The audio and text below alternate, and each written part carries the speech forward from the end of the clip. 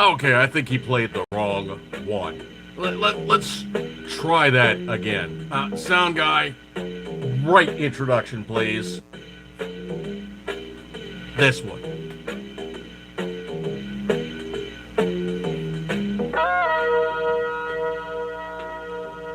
Alright, what's going on here? Welcome to the freewheeling cavalcade of circular motion, thus defined by the octagon table of double-wide mental introspection and dedicated utilitarian outward thinking in defense of zero content.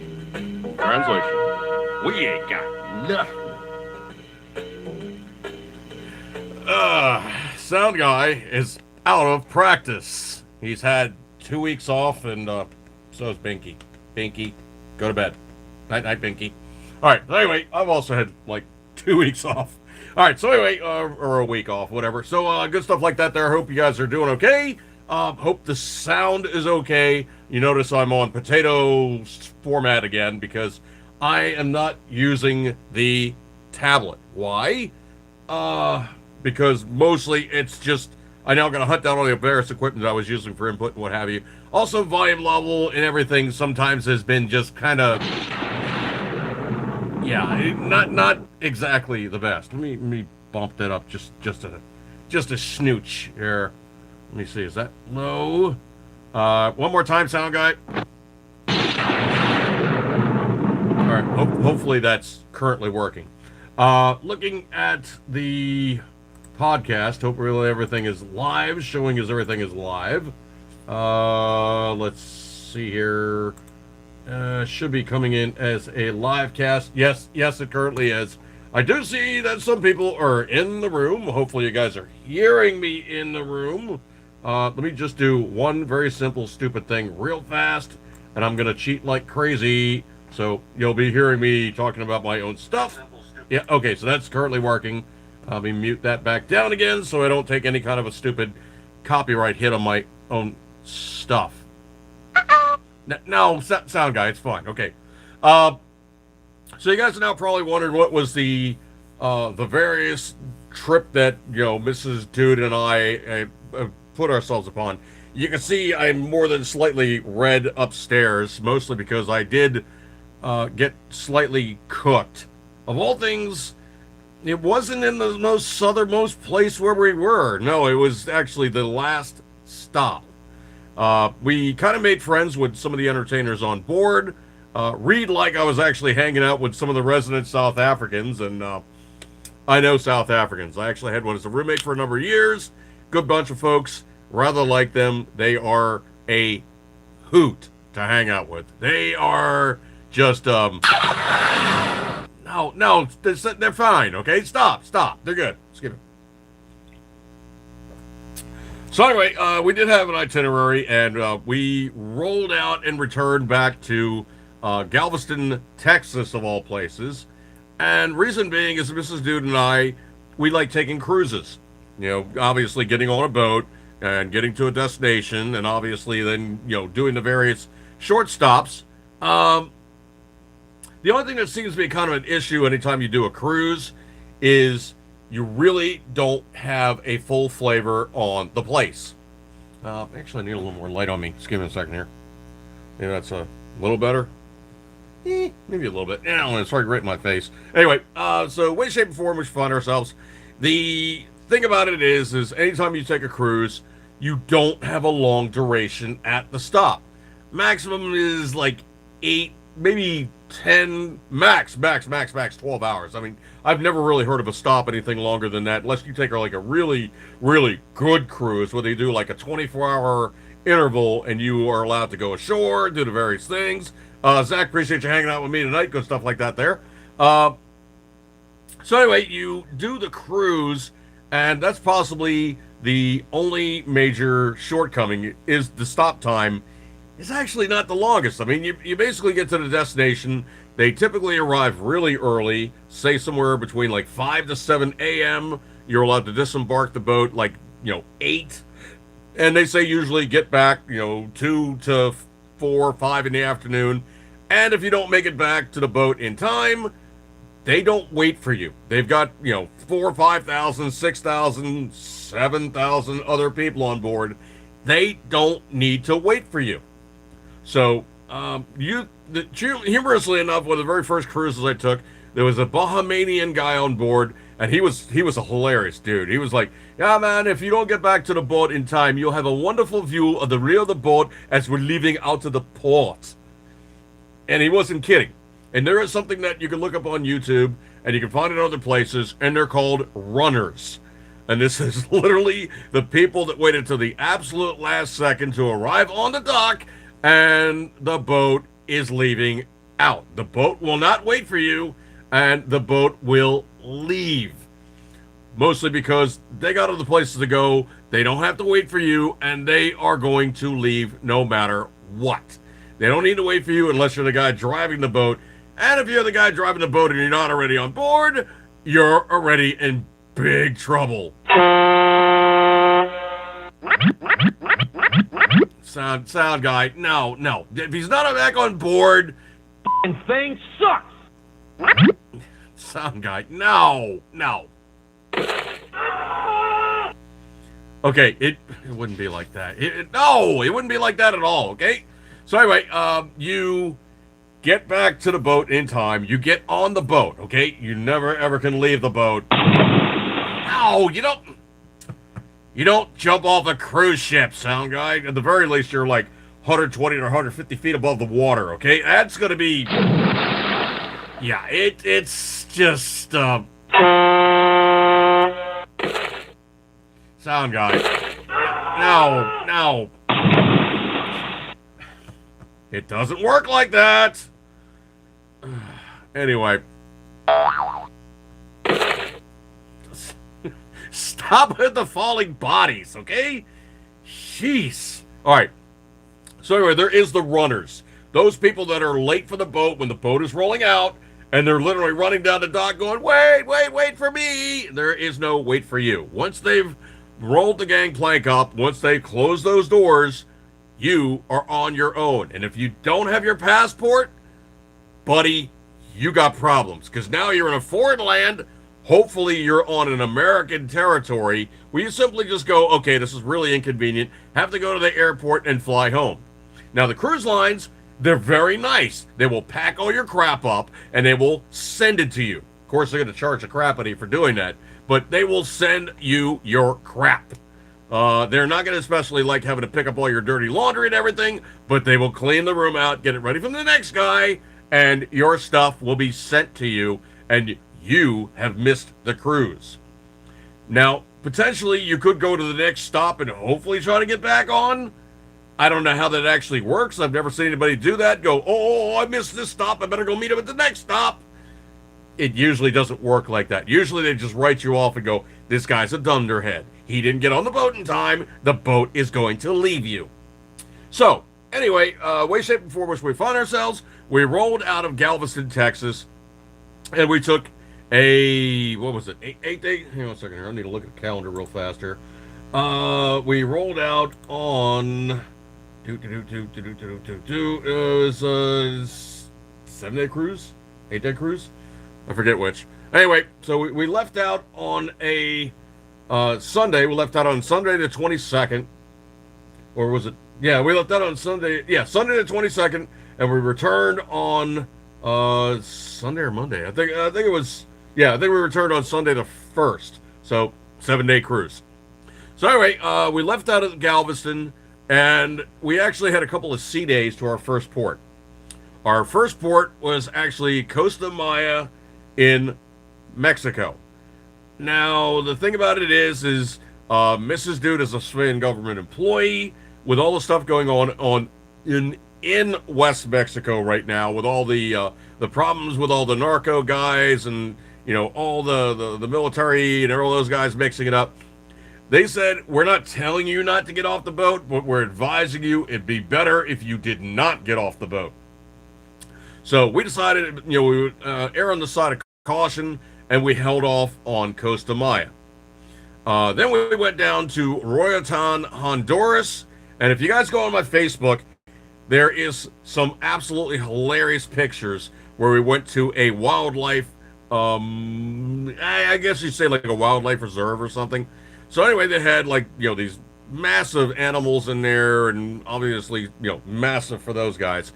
So they had spider monkeys, capuchin monkeys, birds of all description, sloths, and they called it the Sloth and Monkey Encounter.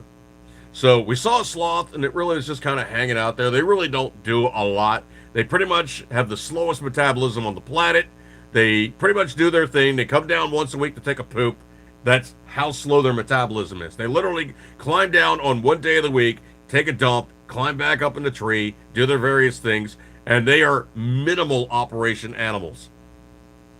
Now, there was also the capuchin monkeys. So you've probably seen those guys. Like I said, the pictures are on Facebook. And one of the monkeys decided that everybody else was not nearly as good as I was, because what they were doing with everybody else is they were squirting some baby food in their palm, and the monkeys would climb on them and lick the baby food up. So, the animals were interacting with people. They know they're going to get free eats. All they have to do is hop down out of the tree, climb over to this person, hop on them, don't obviously bite them. And the monkeys that they're dealing with are obviously known to be benign and decent to deal with. They're not like bitey, nasty, aggressive guys. If they are, those are the guys that are in the cages, and they are not allowed to interact with the public. So anyway, the way, shape, and form which we found ourselves, there's one capuchin monkey just decided that I was the best thing ever. I had no food on me whatsoever. I had no baby food in my hands. I had no food in my backpack that the monkey had access to. But this capuchin monkey hopped on me and was kind of like hanging on me and rubbing all over my head. And he was just like, oh, this guy's great. Yeah, it's amazing. The pictures, I cannot do it justice, but this monkey just would not get off of me. To the point where I was like literally like leaning down, kind of like leaning over by the fence, like, hey, dude, hop back up on your cage because the dude mobile is going to be leaving out and I'm not bringing home a monkey. So after a while, the monkey was like, okay, all right, I've had my run with this guy. He's obviously not engaging me nearly as much as I would want it. So, okay, I guess we're done with our little friendly hangout. And he hopped off. Mrs. Dude, however, had to have the baby food in her hand. Then the monkey hopped over on her, climbed down, and licked the baby food out of her hand. And they did that a couple times. And then we went around and we were encountering their macaws. And they got big macaws. They got the big red classic guys and the smaller green guys. And obviously they have smaller parrots. And those guys were cool. I know birds. So I was dealing with those guys. And the red macaw was absolutely massive. Probably like about a 4 or 5 pound bird. He was absolutely massive. And those guys were pretty cool. And, obviously, you let them hang on you. And then you put your arm next to the next person. And the bird transitions over like he's walking over to the next branch. So we encountered those guys. And then we saw the spider monkeys. Now, the spider monkeys are in enclosures because they're very aggressive and they're very bitey. They're not nice to deal with like the capuchin. The capuchin guys are actually really kind of cool. They're also not very big. They weren't really heavy at all. Like the guy that was climbing on me, he couldn't have weighed more than a couple of pounds. He was actually very, very very light. And he really liked me for some reason. Like I said, the pictures can't do it justice. So that was the second stop we went to. That was Royatan, Honduras. That actually is the stop we did get off. The last stop where I got completely fried was Cozumel, Mexico, where we had been previously. And the thing that's kind of cool is we got to hang out, like I said, with South Africans. And one of the South African crewmates was like, hey, man, there's this bar. And we all go and hang out at this bar. It's literally like a crew bar. So I'm going to be there from like 9:30 to 12:30. Then I'm going to get back on the boat, get ready for my shows. But I'm going to be hanging out there. If you want to meet up with me, that would be great. So obviously we hung out with the guy a couple times. Obviously, the bar that he plays in, he's a guitarist and performer. And, it seemed like a good enough guy, fun enough guy. And we actually wanted to hang out with him some more off the boat. So we went to this place called the No Name Bar. Literally, no name. So what happens is that the crew members, when they come off the boat, they take their name tag, and they stick it on the wall. They literally take their name tag and they put it on the wall. So the first time they go to a no-name bar, they do that. Or the very last cruise that they're taking, they take their ID and they stick that on the bar to say, hey man, I'm done cruising, but I wanted to give a last visit here to the no-name bar. Now, the no-name bar essentially is a waterfront bar, literally like waterfront. Like you walk into the place and it's just kind of like a standard beach bar until you go to the back and it's just open water area with docks where you can dive off and go swimming and what have you and all the rest of that good stuff. So I was hanging out with those guys and there was like minimal cover. And the sun down in Mexico, it's going to be way more intense than the sun up in, my area of basically being in Maryland. So I went down and got cooked because I didn't have much of a suntan on because I mostly operate at night and obviously it's, wintertime where we are. So we transitioned from like being in the 20s to down there like being in the upper 80s and then going back to Maryland. And of course we get back to Maryland and it's in the 30s and it's snowing. So in 5 hours time period, we went from about 50, 60 degrees or so in Galveston, Texas to 30 degrees up in Maryland. And so obviously, fly down, fly back, do the cruise. I can say for a fact the cruise ship that we were on was a boat that we'd never been on before, but it's our second cruise on the same cruise line of MSC. MSC is a monster shipping company. MSC stands for Mediterranean Shipping Company, and you can see the trucks and trailers driving around. You might even see their ships if you're close enough to shore, and they're an absolutely massive organization. Now, they have a bunch of ships, but they also have a bunch of money, so they're like, okay, we want a bigger cruise line. We want to be the big cruise line, and they have a very aggressive push going on right now, and they're going to be adding 10 more cruise ships to their cruise line in the next 5 years. So, massive push going on with this organization, and they're trying to become one of the big names, as if they're not exactly that small to begin with. However, the thing is they are a private company. They don't have to report to the stock market. They don't have to worry about investors and all the rest of this fun stuff they got to share money with. They are their own entity. That gives them some perks, and it gives them some freedom to do things the way that they want to do it. You get on the cruise ships, they're kind of very Italian. It is a company owned by Italians and by Swiss. So if you get on the boat, there is a lot of silver, there's a lot of black, there's a lot of just traditionally kind of maybe like the classic way of doing things. Just give me 1 second here. Mrs. Dude's asking me a question.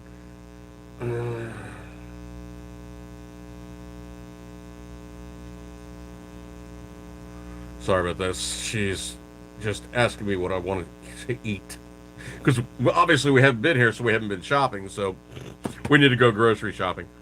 So anyway, way, shape, and form we find ourselves with that boat and that company is it's got nothing to do but become more of itself. Like you go into the boat and they make a big deal about these stairwells. Well, it's stairwells, but the stairwells contain Swarovski crystal.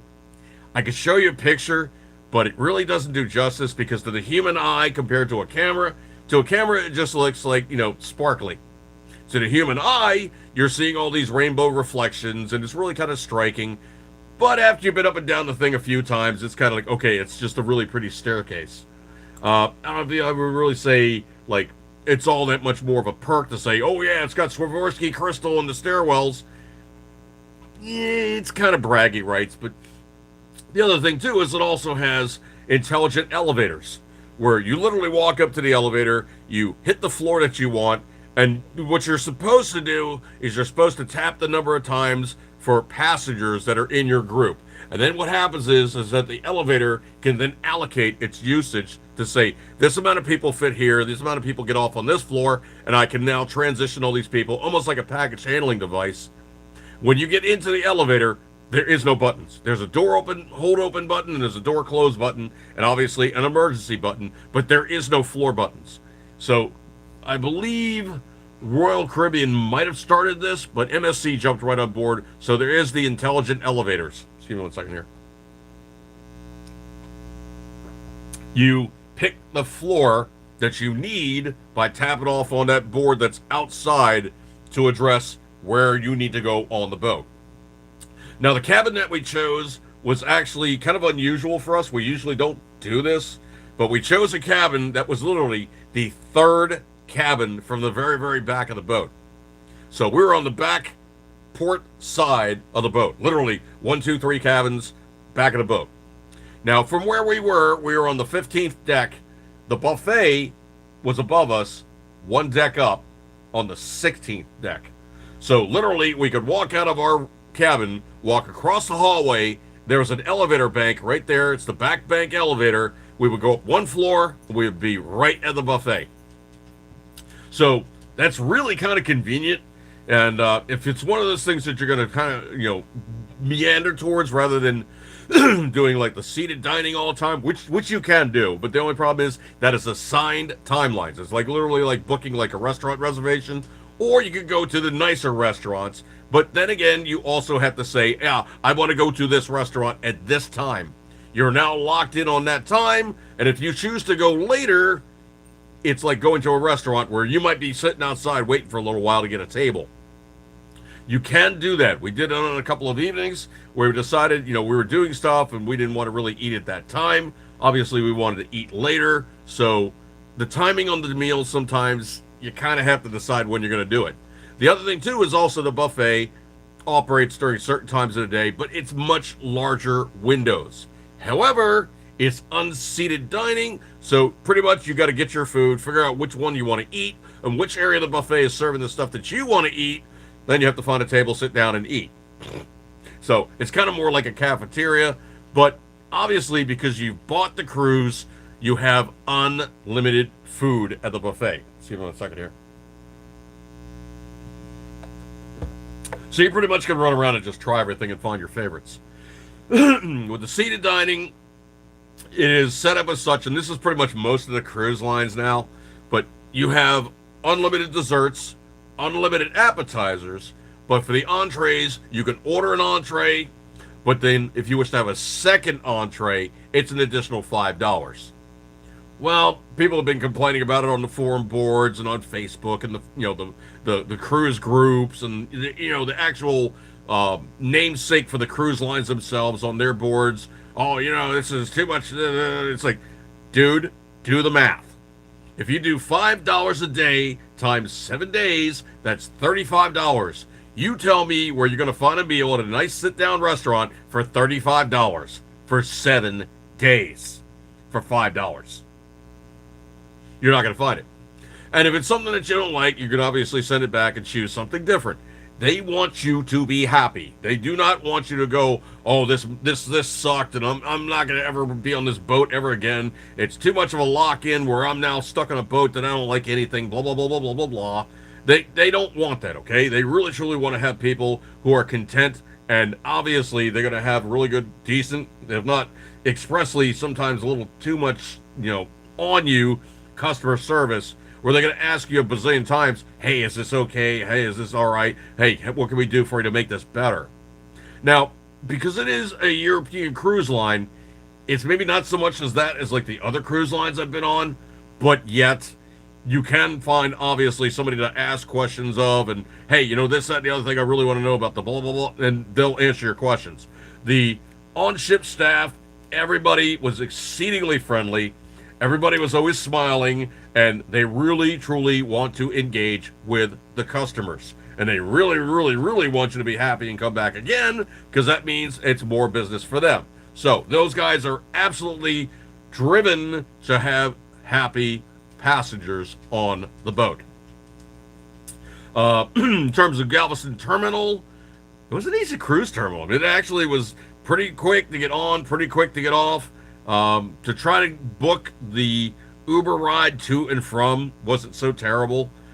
Truthfully, I've gone through worse cruise terminals, and for a first time out, maybe a little confusing in some regards because we just didn't know the place, but by and large, really easy. We found a decent hotel. Galveston Island kind of reminds us a little bit of like the area in Maryland known as Ocean City. It's kind of similar.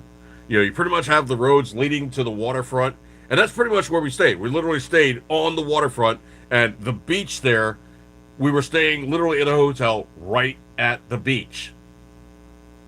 We got down there a day early. We stayed at a hotel. That hotel obviously was not open. The booking service was kind of like, sorry, your problem. It's like, what do you mean, sorry, our problem? You're the jerks who basically said, hey, here's a cruise, area for you. Here's a hotel. And then they said they emailed us the next day and canceled the reservation. Mrs. Dude never throws out emails. There was no email. She's a little cheesed.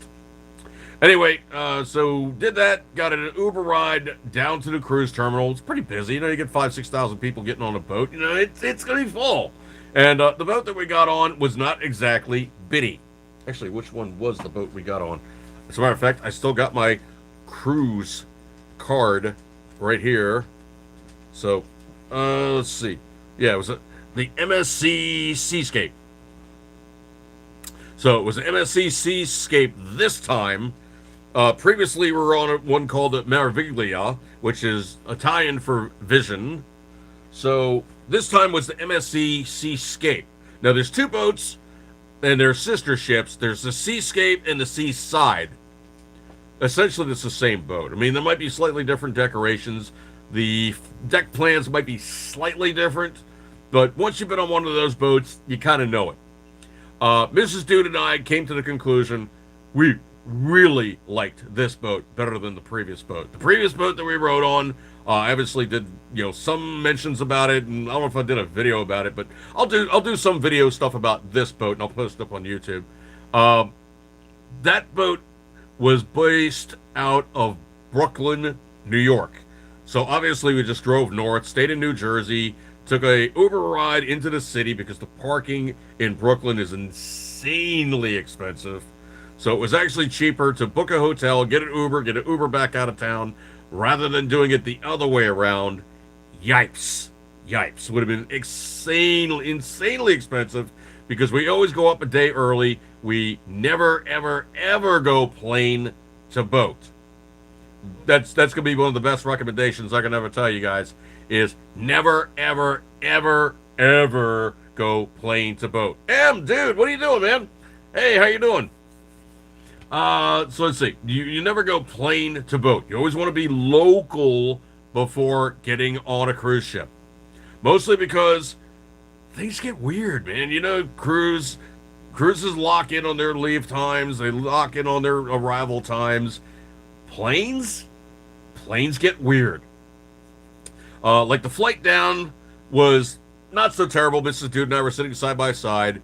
The flight back, we went for, the low rung, just get us on the plane, get us back, cheaper timeline, because the price to go back to Baltimore on Sunday from Galveston, read like Houston, Texas, from the Hobby Airport was like free, almost $400 per person.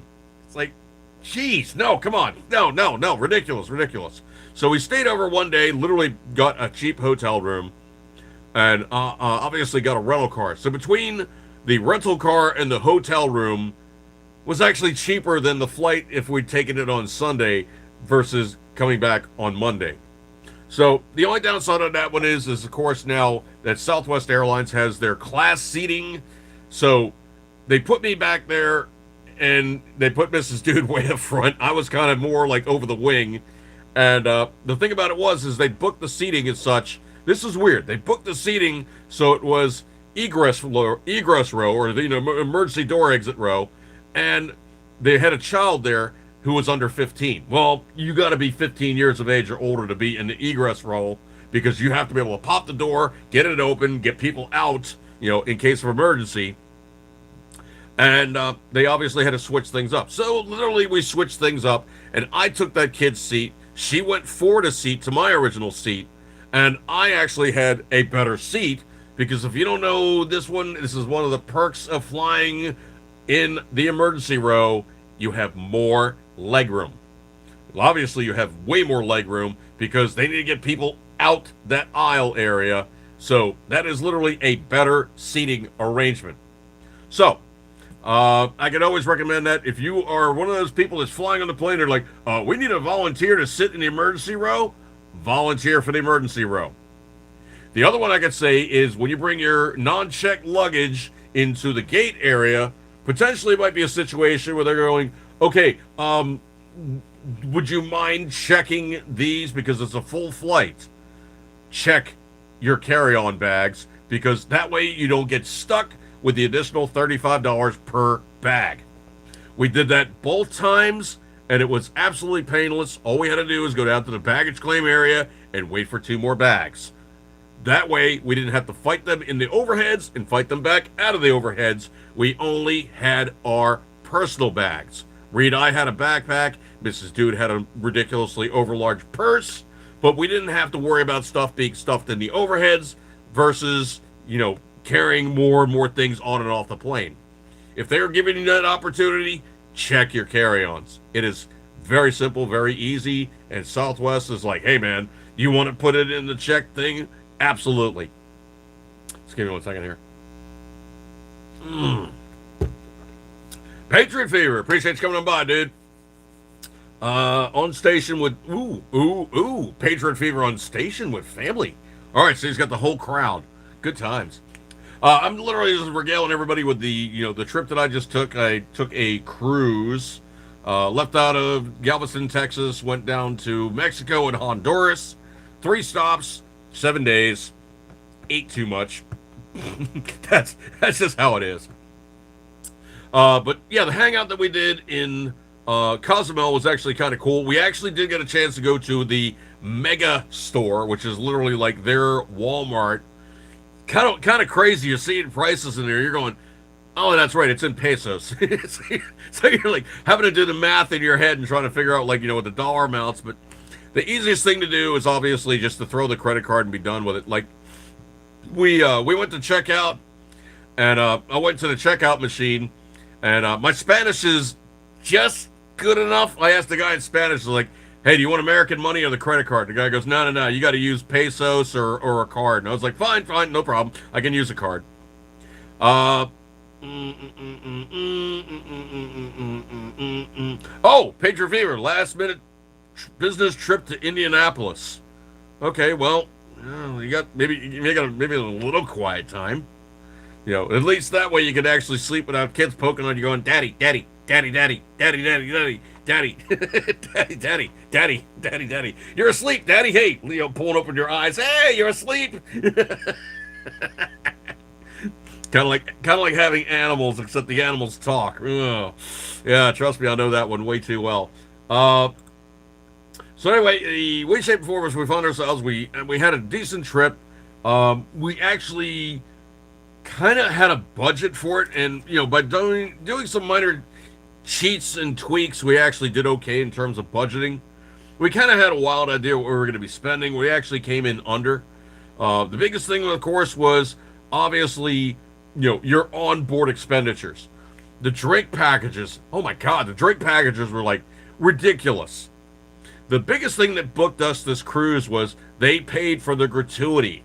So the gratuity that you pay for is literally the tips that you pay for the cast and crew and all the rest of that fun stuff. But we didn't have to pay because it was inclusive with the booking, because we actually went to a big box store. We actually went through BJ's. Wow.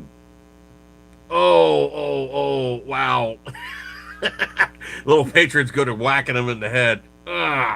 Ouch. Yep. Yeah, kids in bed sometimes can be quite a painful proposition. So we actually found ourselves, in terms of budgeting, we decided we were going to defer the drink packages. It was like 15 drinks a day. It's like, come on, man, I'm not going to drink that much. We did actually buy some drinks. We bought some drinks for, obviously other people at the bar that we were hanging out with. Obviously bought some drinks for, the guitar guy that was hanging out with us. The South African guitar guy, Mrs. Dude, friend of mine on Facebook, so we'll be able to, stay in touch with him, good stuff like that there. And he actually did want to stay in touch with us. Nurse Patriot and I need a vacation. Educate me on this. Okay, What we did was we went through the big box store and we started looking at their offerings for cruises. Now, the other thing you can do is there's a website called Vacation to Go. Sign up for that with your email address, and what they do is they send you emails with obviously all the cruise lines. You can then click on that one, or you can look at a giant spreadsheet and say, I'm looking for this time of year, spending this much for this duration. I've heard this cruise line is better than that cruise line, or I prefer this cruise line versus that cruise line. Or you can go, literally, like I said, the big box stores. You go on their websites. You then see what seems intriguing for destinations, obviously departure points, and obviously return to same departure point or going to another departure area or arrival point. Excuse me 1 second here. So, so like Mrs. Dude, she took an Alaskan cruise with her sisters some years ago, and the rule of the sea of 1864, I think it is, or something like that, where it's a foreign flag vessel leaves the United States, it cannot return to the United States before going to a foreign port, or it has to then return to the United States after doing such. So, unless it's an American flag vessel, it can't go to the United States and come back to the United States. Like, literally, the only American flag vessel currently is in Hawaii. And all it does is it hops all the islands. It doesn't leave Hawaii. That's all it does, is it goes from island to island, island to island, which it's allowed to do, because it's essentially going to the United States to the United States. So a foreign flag vessel, and you look at all these boats, they're all flagged in island nations, because the island nations do not gig these guys with too much money for taxation and licensing fees and all the rest of this happy horse stuff. So they flag their vessels under those countries' nationalities.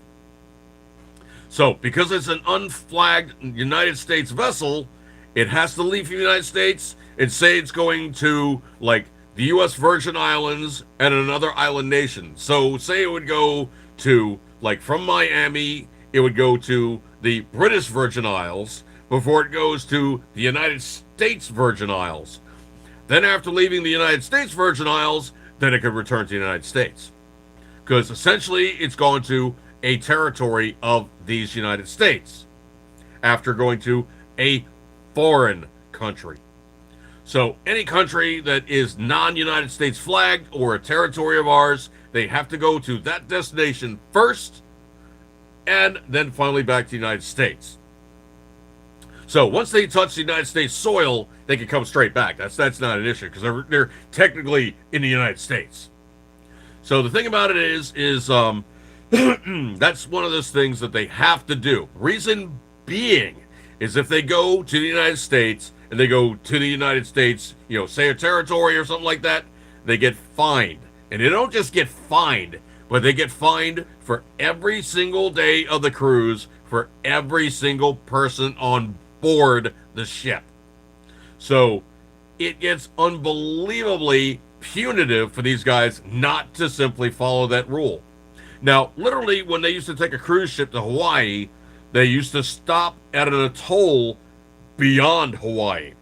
So what they would do is they would head down to Hawaii, 2,500 miles away from California. They would then go past Hawaii, 800 miles further, stop at an atoll where there was only a few hundred residents who loved when the cruise ships came there because that was their economy. The people would come ashore, they would do all kinds of various things, they would buy stuff, they would then go from the foreign place as an atoll, which I think was like a British territory or some such. Then they would go to Hawaii and they would be safely ensconced in Hawaii to the United States after a foreign land. Then they could return back to the United States 2,500 miles later, back to California, completely, legitimately, no issue. So that's one of those things that falls under the, you know, the precepts, unless it's like some gross, complete, and absolute emergency where they go, you know what, it's really not safe to go and dock at this place versus that place. Currently, you're not going to Haiti, okay? Let's just leave it at that. You are not going to Haiti anytime soon.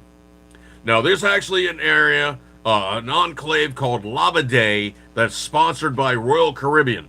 Well, there's not a whole heck of a lot of cruise ships going to Haiti right now because all the kerfuffle going on. Believe that.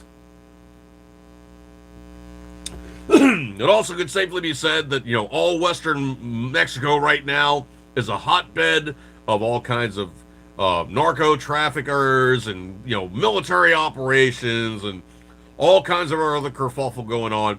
There's probably not a lot of cruise ships stopping there either. So any place that there's a military hardship going on or some actual warfare, open warfare, the cruise ships don't go. Also, the other thing that can kind of hose you is, conversely, if you're riding on a cruise ship and the weather completely goes to pot, they're not going to sail into a hurricane. They're not going to sail into a tornado. They're going to avoid a tropical storm if at all possible. And if they need to change landfall from one place to another for safety reasons, they will do that. So potentially you're looking to go to, say someplace in, the really, really east side of the Caribbean. You might not go that far. You might go someplace where it's just safe to operate. So what does a Persian Gulf cruise cost these days? I wouldn't go near that place, man. You couldn't pay me. Would not go near it. With all the stuff going on now with Straits of Hormuz and Iran playing, pissy games with the Israelis, and the Israelis saying, yeah, you guys in Iran and Lebanon, we're going to really hose you good. I wouldn't go anywhere near that region. And I'm sure that they say there's some places that are safer than others in the Gulf. I would not go near that area. Conversely, there's also something called repositioning cruises. So if you don't mind being on a boat for basically the time it takes to go from, say, like the UK or France back to the United States, you could do that. So literally what it is the cruises are leaving from there, and all it is sea days. They don't stop someplace else. Sometimes they'll go to France or UK. They'll go to the Azores. Then they'll go to the United States. But you got to remember, you're just basically on a boat with a whole bunch of days, basically on a boat with not many breaks. And the thing about it is ocean liners book. They are not slow. So the time that it takes them to cross the Atlantic is going to be way quicker than it's going to be with a cruise ship. Cruise ships max out 23 to 25 miles an hour. An ocean liner maxes out about 35. So it is cooking along. They're also built sturdier. They're built to be way stronger in really, really rough conditions. Cruise ships really aren't built to be that strong. I mean, they're built, they're basically built to be like a big hotel on the water. They can go transoceanic, but they have to be very careful when they do. What time of year? What kind of weather conditions they're going to be encountering? What kind of water are they going to be, sailing in? If it's too rough, you're going to feel it. And there was a couple of nights on board where it got a little bouncy, but I really don't get motion sick on cruise ships. And the thing about it is the other thing too, is if the boat is bouncing around and carrying on, everybody's going to be heaving their guts. That's not good for business. So they don't want to take the boat and make it shake too much and make everybody move around too much and make them ill. But there is something called polar movement.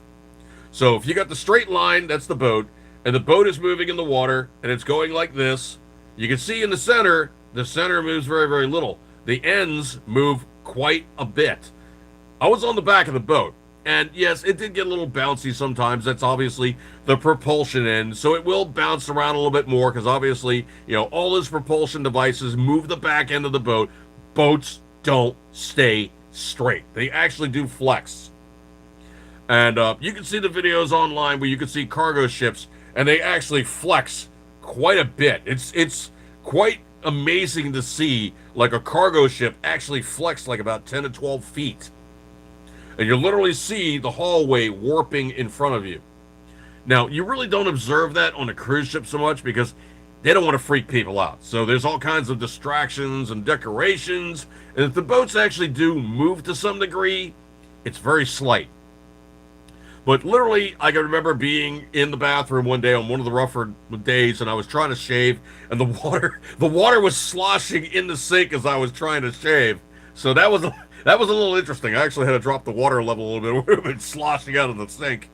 But that's just one of those things you kind of get used to, and they actually do have a couple fixes for that.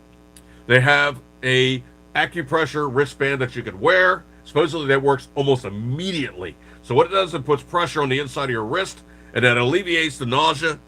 They have a steroidal shot they can give the people that are really grossly affected. The other one they can do is something that looks like those little round bandages, and it's a scopolamine patch, and you put it behind your ear, and that addresses your middle ear freaking out with all the gross movements.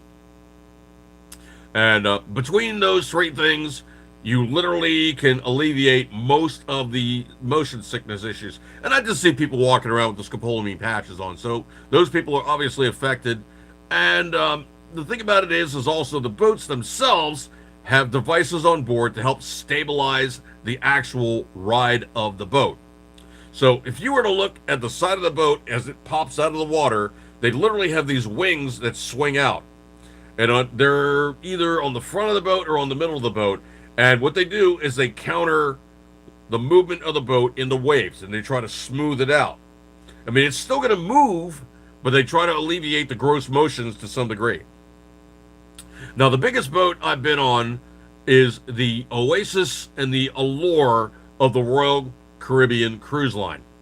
Now, there's an area on top of the boat called the solarium, and it's literally like this big glass greenhouse thing. Has all kinds of hot tubs in there, and there's like a small buffet area, and it's kind of the adult-only hangout. So I found a vantage point on there, and I actually posted a video up on YouTube. So on there, I'm looking straight ahead, looking at the horizon, and I'm looking at the front of the boat. And the front of the boat is crossing the horizon about like this pace.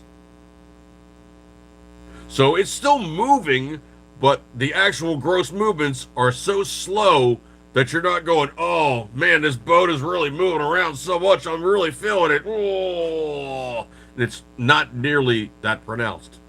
Now, most places on the boat, if you're on the very, very front or if you're on the very, very back, that is the worst place you could possibly be. The least amount of polar movement you will find on any cruise ship is going to be dead center, as low as you can go. That is the absolute least amount of movement on the boat physically. Because you're in the center of the motion, it's only going to be doing this, and the ends of the boat are going like this. That's grossly exaggerated, mind you, but that's literally what you're trying to do. If it's your first cruise, or the first time you're experiencing a cruise, you want to try to be as close to the middle of the boat as possible, and fairly low. But, there's basically three styles of cabins that you're going to encounter. Number one, you're inside. It's a steel box. You go in there, you got your bathroom, you got your closet, you got a small sofa, a desk, mirrors and whatnot for women to get all dressed up and everything. Then there's either a twin bed setup, or they push them together to make one big bed, and then from the ceiling is two beds that crank down for the kids. So they're almost like bunk beds. They're called Pullmans. That's the one setup. The second setup is a ocean view. So you got a porthole, but they have another one now called the virtual ocean view. So on the wall is a TV, and the TV has the video being shot to it from a camera outside on that side of the boat, what it, air quotes, looks like outdoors. So that's the virtual ocean view. The third one is the one that Mrs. Dude and I prefer, and we've used 3 times now, I believe, 4 times now, is the balcony cabin. So the balcony cabin essentially is you walk into the cabin, you got your restroom, you got your closet. The restroom's almost always at the front towards the door. And you then go in, obviously you got your sofa that then expands out to be a convertible bed. You then go and find your bed. As you go out is a sliding door and a small balcony. Obviously, you know what a balcony is. You got a small balcony. You can go outside. You basically can, bring food out there. You bring your drinks out there. They really don't like you to smoke out there. They have dedicated smoking areas. They do not want you to smoke on the balconies, mostly because somebody flicks a cigarette off. And what happens is sometimes when you flick something off a boat, the way that the air currents are going, it flips it back into the boat and can start a fire. So they're really, really hardcore about don't throw anything off the boat or you're going to get thrown off the boat. There is smoking areas. Obviously, I saw people smoking cigars and cigarettes. So that's where you do that type of stuff. The regulations say it as such, they don't even want you to bring THC gummies on board. So weed is off the list. Do not bring it on board. If they catch you with it, potentially they're just going to take it from you, confiscate it, what have you. But if you have it, you potentially can be booted off the boat. Excuse me 1 second here.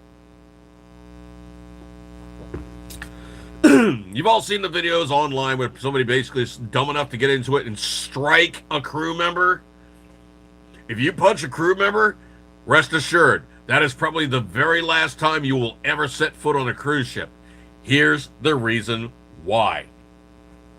If you get on a cruise ship and you cause some major kerfuffle or you do something that's so far above board, breaking the rules, you get banned by that cruise line. And you don't just get banned, you get banned for life. Like, you will never set foot on one of those cruise ships ever, ever, ever again. Word gets around. These guys all talk to each other, and they have a master list of troublemakers or people they don't want to mess with anymore. Once you get banned from one cruise line, guess what? You're banned from all the cruise lines. They don't want to deal with you. You're a problem child. They don't want to deal with your crap any effing longer. And I do mean effing as in E-F-F-N. Effing. They don't want to deal with you. You are gone. So if you ever get banned from one of these cruise lines, you're probably not ever going to set foot on a cruise line ever again in your lifetime. So probably you want to be, nice. And that's the other thing, too, is also, these guys that are on board when they're working these cruise lines, they're working a contract. It could be 3 months. It could be 4 months. It could be 6 months. It could be 7 months. Here's the thing. Considering that they're crew, they work 12 hours on, 12 hours off, all days of the week. When it comes time for the cruise to end and the next group of people come on, that's called turnaround day.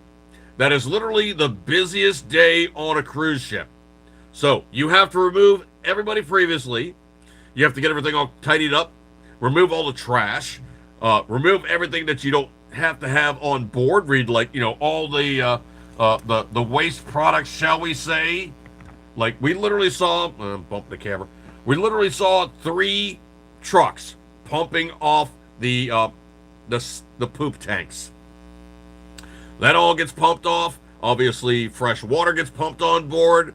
Obviously, fuel gets pumped on board. You will see probably somewhere in the order of 20 to 50 tractor trailers of stuff pulling up, getting unloaded, stuck on the boat. Why? Because if you have to think about it like this. Say you have a cruise ship with 5,000 or 6,000 people on board. That is 15 to 18,000 meals a day they have to cook. Plus, surplus just in case. Plus, there's also a crew of 2,000 to 3,000 people on board the cruise ship. So, the biggest cruise ships right now are Royal Caribbean, Icon of the Sea, and I think Star of the Sea. Double occupancy is 7,600 passengers.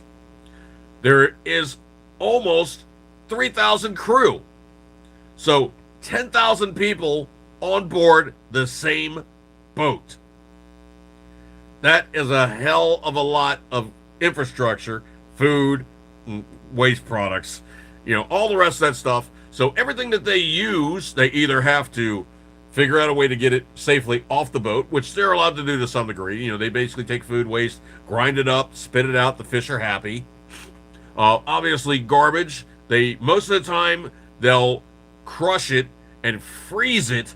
That way it doesn't stink up the place. That way, when they get to shore, they simply just truck it off and it's done with. Most of the time that we were on board, the MSC boats read like 99.999% of the time, we were seeing bottled or canned beverages. Well, all that stuff's got to be trucked off when they're done. That's a lot of stuff when you think about it. You figure you're pounding a couple beers a day. They got to get rid of the beer bottles. Obviously, you're drinking sodas. They got to get rid of the cans, bottled water. They got to crush all the bottles. Obviously, all the boxes from all the stuff that they're utilizing. All that stuff has to get on and get off the boat. So that's all infrastructure they got to deal with. They all have to contend with all these massive amounts of things. And by and large, it's all stuff that they can't just throw overboard. There's all kinds of rules they have now about the stuff that they can actually put out the tailpipe and stuff that they have to keep on board. They are not allowed to throw crap into the ocean. Literally. So a lot of times when they come ashore, that's when they get rid of all the stuff that they've been using during the course of their cruise, and they get rid of the trash. They bring on the fresh stuff, get rid of the old stuff. But in terms of the actual experience itself, if you want to just dip your toes in and do an easy one, I would say probably do a Florida cruise. There is 3 and 4 day cruises, and the reason being why it's so short a time period is if you think you're leaving out of like Miami or you're leaving out of Fort Lauderdale, you're in the Caribbean in like a day or two, and that's like really saying something.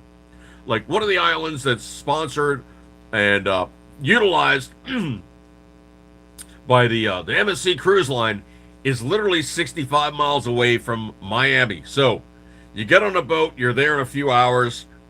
To get stuff on and off the island, most time it's easier. Usually just use a cruise liner to unload the stuff that's going to be used on the island. The cruise liner becomes, the transport medium versus moving stuff back and forth using smaller boats. Smaller boats really are just to move the personnel, and that's obviously how it works. Those guys get on the island, they work the island for a number of months, whatever, and then they get back ashore, or they go to their island of residence, because there's people literally from all around the planet crewing a cruise ship.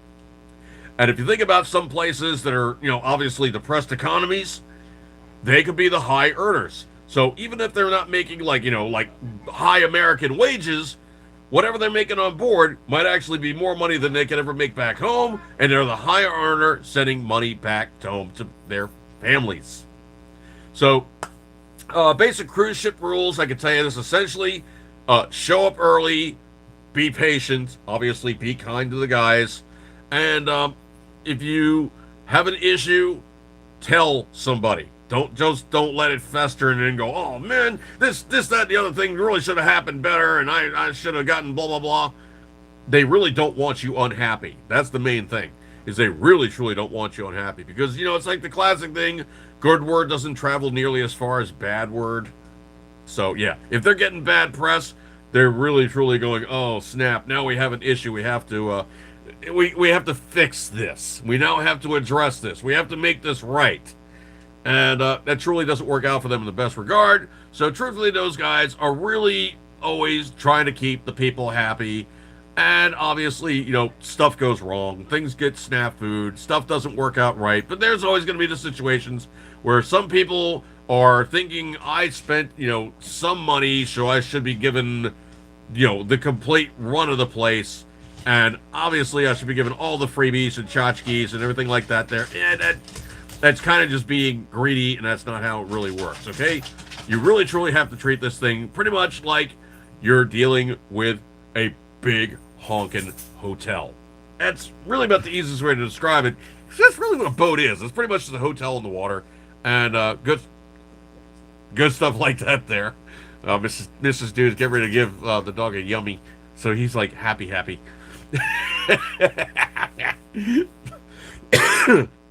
Needless to say, our dog was really, really happy to see us after a week. He was kind of like losing it. Anyway, so that's pretty much the long and the short of it. If you guys got any questions or anything, you'd always hit me up on Facebook. Obviously, do have the monkey pictures there. Like I said, I could not do that justice. That monkey was just like, this guy is crazy. He's like crawling all over me and like rubbing all over my head and everything. The monkey liked me. I don't know why, but the monkey really, really liked me. don't know what it was, but that monkey, oh, that monkey liked the dude. All right, folks, I'm coming up on the 10 o'clock time period. Got my hour in. I appreciate your kind attention, hanging out with me and good stuff like that there. If you got any other cruise questions, hit me up on Facebook or something along those lines, or just put it in the comments here, and I will get back to you and go back to our normal standard stuff next week. But I guess I had to kind of decompress on this one, let you guys know what's going on that one, and I will catch up on this one and catch up with you guys next week. Good stuff like that there. Oh, Patriot Fever. Yeah, no, Trump definitely is winning on that one. The Iran is definitely a major election thing. And the Democrats are looking bad. Ooh. All right, folks, I'm going to break with this one. As always, you know, I love it. See you next week and stuff like that there. I will see you then. Get a gold star for attendance. Thank you so much for hanging out with me. I will see you later. And catch you guys next week. See you guys. Ernest! Oh, where's the button now?